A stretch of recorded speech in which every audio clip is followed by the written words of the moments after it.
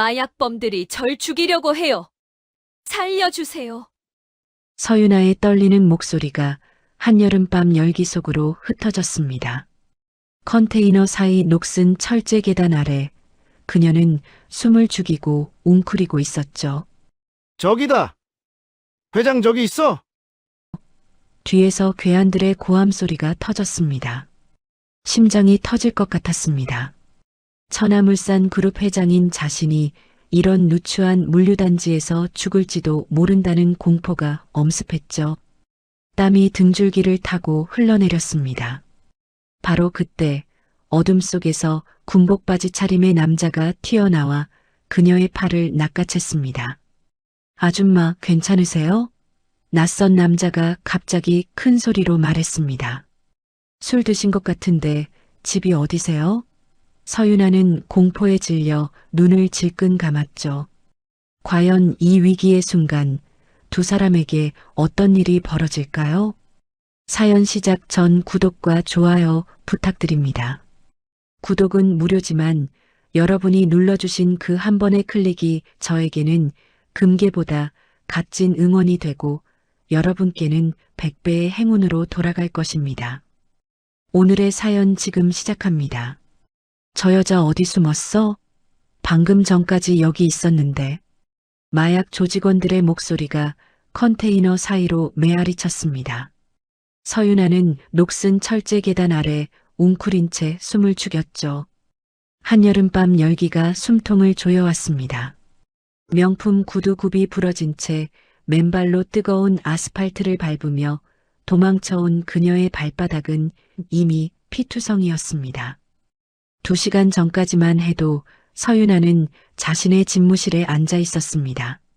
계열사 물류센터 장부를 검토하던 중 이상한 점을 발견했죠. 마약 비자금 세탁의 명백한 증거였습니다. 그녀는 몰래 현장으로 향했고 사진을 찍던 순간 사촌 오빠 한석주의 부하들에게 들켰습니다. 살려두면 안 됩니다. 전무님과 강태준 부회장님 지시입니다. 무전기 너머로 들려온 그 한마디에 서윤아는 목숨을 걸고 달렸습니다. 정신없이 도망치다 보니 어느새 예비군 훈련장 인근 물류단지까지 온 것이었죠. 지익. 모깃대가 땀으로 범벅이 된 그녀의 목덜미를 파고들었습니다. 바로 그때 예비군 훈련을 마치고 나오던 젊은 남자가 어둠 속에서 나타나 그녀의 팔을 낚아챘습니다. 군복바지에 땀이 배어 있는 걸 보니 방금 전까지 훈련하고 있었던 모양이었죠. 아줌마 괜찮으세요? 남자가 서윤아를 부축하며 괴한들 쪽을 향해 큰 소리로 말했습니다. 술 많이 드신 것 같은데 집이 어디세요? 남자의 큰 목소리에 괴한들이 멈칫하며 이쪽을 돌아봤습니다. 가로등 불빛 아래 예비군 군복을 입은 젊은이가 비틀거리는 여자를 부축하고 있는 모습이 보였죠. 여자는 고급스러운 옷을 입었지만 구두가 부러지고 머리가 흐트러져 영락없는 취객처럼 보였습니다. 뭐야, 그냥 술 처먹은 아줌마잖아. 조직원 하나가 침을 뱉으며 인상을 찌푸렸습니다. 형님, 저쪽 창고 쪽 확인해 봐야 하는 거 아닙니까? 아니야, 시간 없어. 빨리 움직여. 괴한들의 발소리가 점점 멀어져 갔습니다. 서윤아는 가슴을 쓸어내리며 안도의 한숨을 내쉬었습니다. 그런데 이상했습니다. 자신을 부축하고 있는 남자의 목소리가 묘하게 익숙하게 느껴졌거든요. 어디선가 들어본 것 같은 하지만 확신할 수 없는 그런 목소리. 서윤아는 가슴이 쿵하고 내려앉는 느낌을 받았습니다. 설마. 아니야. 그럴 리 없어. 고개를 들어 남자를 보려 했지만 어둠 속에서 얼굴은 제대로 보이지 않았습니다. 아줌마 괜찮으세요? 얼굴이 하얗게 질렸는데 남자가 걱정스러운 목소리로 물었습니다.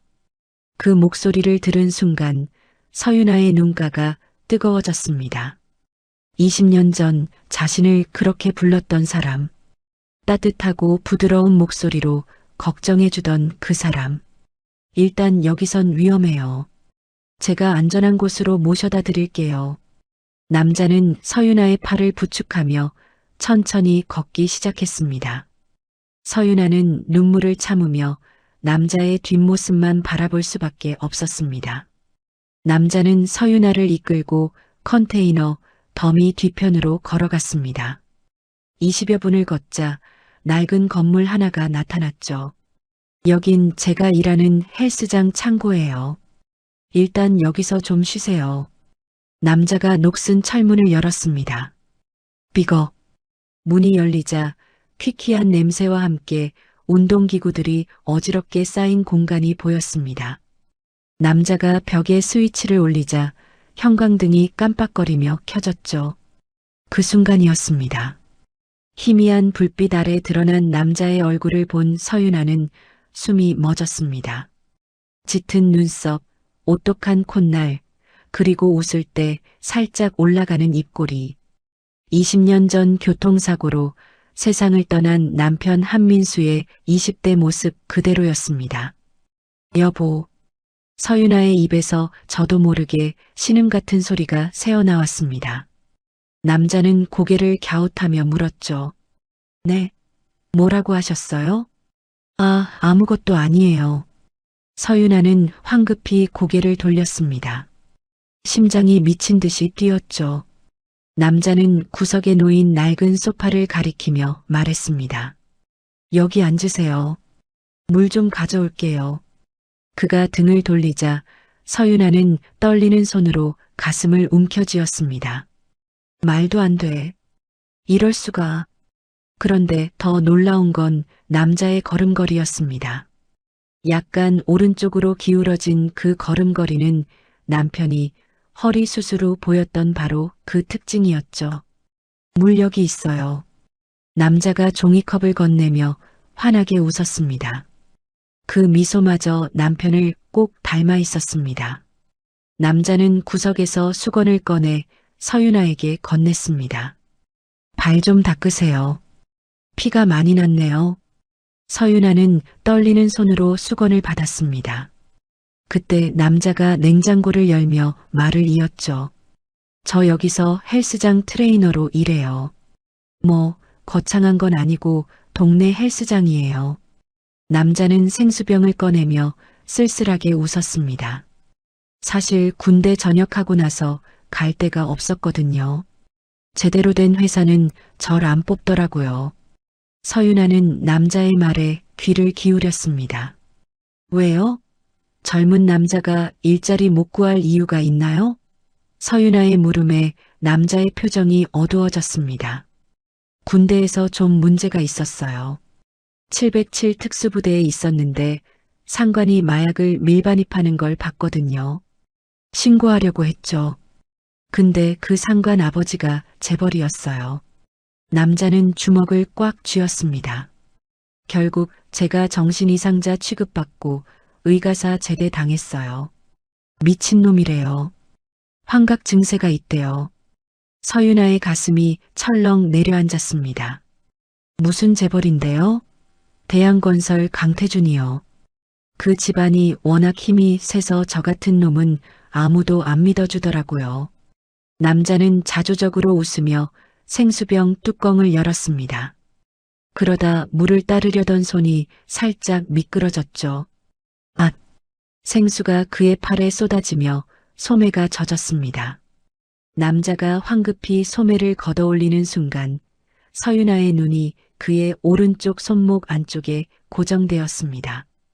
그곳에는 초승달 모양의 작은 점 3개가 나란히 박혀 있었습니다. 서윤아의 손이 파르르 떨렸습니다. 초승달 점 3개. 20년 전 갓난아기였던 아들 지훈이의 손목에 매일 밤 입 맞추며 세어보던 바로 그 점과 똑같았습니다. 하나, 둘, 셋. 엄마의 별자리야. 하지만 설마. 그럴 리가 없어. 서윤아는 고개를 저었습니다. 세상에 점 3개 가진 사람이 얼마나 많은데. 실례지만 이름이 어떻게 되세요? 서윤아의 떨리는 물음에 남자가 대답했습니다. 박지훈이요. 근데 왜요? 지훈. 그 이름을 들은 순간 서윤아의 심장이 쿵 내려앉았습니다. 우연이야. 그냥 흔한 이름일 뿐이야. 하지만 손목의 점, 남편을 닮은 얼굴, 그리고 지훈이라는 이름. 모든 것이 너무나 일치했습니다. 혹시 어릴 때 기억나는 거 있어요? 가족이나요? 서윤아는 애써 침착한 척하며 물었습니다. 지훈은 고개를 저었죠. 기억이 없어요. 6살 때 머리를 크게 다쳤대요. 그 전 기억이 다 날아갔어요. 할머니 한 분이 절 발견해서 병원에 데려갔다는 것만 알죠. 6살. 서윤아는 입술을 깨물었습니다. 아들이 실종됐을 때 3살. 3년 후면 6살. 우연치고는 너무 많이 겹쳤습니다. 갑자기 밖에서 요란한 소리가 들렸습니다. 저 창고 쪽이야. 다시 찾아봐. 마약 조직원들이 되돌아온 것이었습니다. 지훈의 표정이 차갑게 굳어졌죠. 뒤로 빠지세요. 제가 처리할게요. 저 창고야. 불 켜져 있잖아. 조직원들의 고함 소리가 점점 가까워졌습니다. 지훈은 서윤아를 창고 구석 운동기구 뒤로 밀어 넣었습니다. 여기서 숨 죽이고 계세요. 절대 나오시면 안 돼요. 그의 목소리는 낮고 단호했습니다. 창고 문이 벌컥 열렸습니다. 야, 여기 누구 있어? 조직원 5명이 쇠파이프와 강목을 들고 들어왔죠. 지훈은 천천히 그들 앞으로 걸어 나갔습니다. 형님들, 여기 헬스장 관계자인데요. 무슨 일이세요? 지훈이 평범하게 물었습니다. 닥쳐. 여자 1명 들어오지 않았어? 조직원 우두머리가 쇠파이프를 휘두르며 다가왔습니다. 여자요? 몰라요. 전 혼자 정리하고 있었는데. 지훈이 어깨를 으쓱하자 우두머리가 비웃었습니다. 이 새끼가 거짓말을. 그때 다른 조직원이 구석에서 서윤아의 명품 구두를 발견했습니다. 형님, 여기 여자 구두 있어요. 순간 우두머리의 쇠파이프가 지훈의 머리를 향해 날아왔습니다. 하지만 지훈은 미동도 하지 않았죠. 쇠파이프가 그의 머리에 닿기 직전 지훈의 손이 번개처럼 움직였습니다. 퍽! 그는 쇠파이프를 맨손으로 잡아챘습니다. 우두머리의 눈이 커졌죠. 뭐야 이 새끼? 지훈의 눈빛이 차갑게 변했습니다. 707 특수부대 박지훈 병장. 그의 목소리는 얼음처럼 차가웠습니다. 형님들, 제가 미친놈이라고 들으셨죠? 오늘 제대로 보여드릴게요. 지훈이 쇠파이프를 비틀자 우두머리가 비명을 지르며 무릎을 꿇었습니다. 운동기구 뒤에 숨은 서윤아는 숨을 죽인 채 아들을 지켜봤습니다. 다음 순간 지훈의 몸이 폭발했습니다. 쾅! 우두머리를 무릎 꿇린 채로 뒤돌아 다른 조직원의 턱을 발꿈치로 가격했죠. 조직원이 뒤로 나가 떨어졌습니다. 이 새끼 진짜 군인이었어. 강목을 든 조직원 둘이 동시에 달려들었습니다. 지훈은 낮게 몸을 숙이며 한 명의 다리를 걸어 넘어뜨리고 일어서는 동시에 다른 한 명의 명치에 주먹을 박아 넣었습니다. 꾸액. 조직원이 신음하며 쓰러졌죠. 4명이 순식간에 제압됐습니다. 마지막 남은 조직원이 주머니에서 칼을 꺼냈습니다. 죽여버린다 이 새끼야. 칼날이 지훈의 옆구리를 향해 날아왔습니다. 지훈은 칼을 든 손목을 잡아 비틀었죠. 뚝! 손목이 꺾이는 소리와 함께 칼이 바닥에 떨어졌습니다. 지훈이 그 조직원의 뒤통수를 잡아 벽에 쾅 박았습니다. 5명 모두 쓰러졌습니다. 바닥에 쓰러진 우두머리가 신음하며 지훈의 목에 걸린 군번줄을 움켜쥐었습니다. 이 새끼 신분이 뭐야? 군번줄이 찢어지며 바닥에 떨어졌죠. 서윤아는 떨어진 군번줄을 무심코 집어들었습니다. 그리고 거기 새겨진 숫자를 본 순간 온몸이 얼어붙었습니다. 2003년 7월 15일 그것은 20년 전 사라진 아들 한지훈의 생년월일과 정확히 일치했습니다. 서윤아의 손에서 군번줄이 떨어졌습니다. 얼굴, 목소리, 걸음걸이, 손목의 점, 이름, 과거, 그리고 생년월일까지 모든 퍼즐이 완벽하게 맞춰졌습니다. 지훈아, 우리 지훈이. 눈물이 주르르 흘러내렸습니다. 아줌마. 지훈이 당황한 표정으로 서윤아를 바라봤습니다. 왜 우세요? 제가 뭐 잘못했나요? 서윤아는 고개를 저으며 지훈의 손을 꽉 잡았습니다. 당신 이름, 진짜 이름은 한지훈이에요.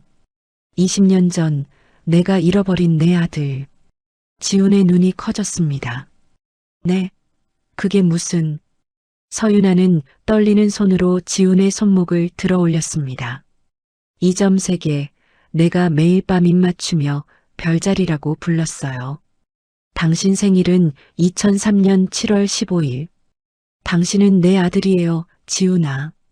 지훈은 멍하니 자신의 손목을 내려다봤습니다. 꿈속에서 누군가 이 손목에 입맞추며 지훈아라고 부르던 목소리. 그게 이 사람이었구나. 눈물이 핀 돌았습니다. 서윤아는 지훈을 끌어안았습니다. 미안해. 엄마가 너를 지키지 못해서.